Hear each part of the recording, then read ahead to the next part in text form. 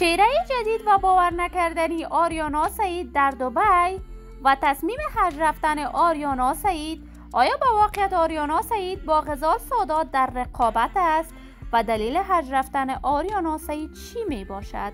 من در این ویدیو پیرامون حقایق این ماجرا خواهم پرداخت. پس در ادامه با کانال دنیا اینفو باشید.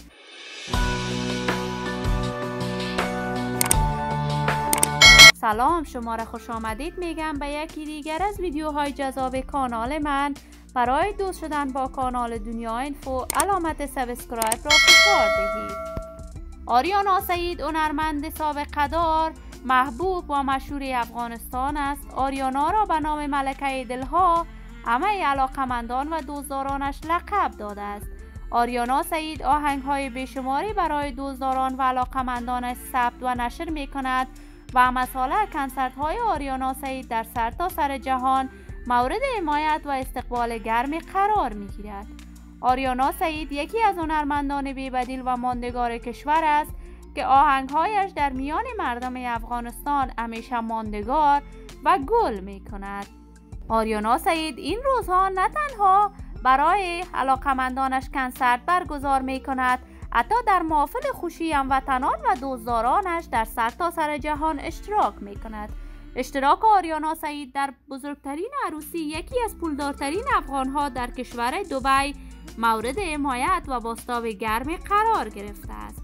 آریانا سعید در این عروسی در شب عنا و عروسیش اشتراک کرده است و لباس‌های متعدد و به دور از تصور برتن کرده است و بیان کرده به این زودی‌ها قرار است به حج خانه کعبه بروم و در آنجا طواف خانه کعبه را انجام دهم.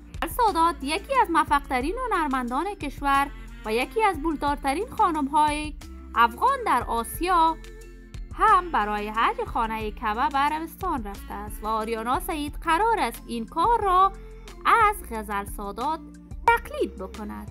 ولی من آرزو دارم سلامتی، کامیابی و موفقیت برای بانوی خوش صدا، خوش سیما و ناماشنای کشور. دوستان نهایت عزیز، شما هم نظریاتتان را در بخش کامنت با من شریک بسازید. این ویدیو را با دوستداران و علاقمندان آریانا سعید به اشتراک بگذارید. اگر تا هنوز دوست کانال من نشدید، پس برای حمایت از خواهرتان علامت سابسکرایب را فشار دهید. ویدیوهای من را لایک نموده و با دوستداران و علاقمندان آریانا سعید به اشتراک بگذارید. سلامتی شما نازنینان آرزوی من است. تا درودی دیگر، بدرود.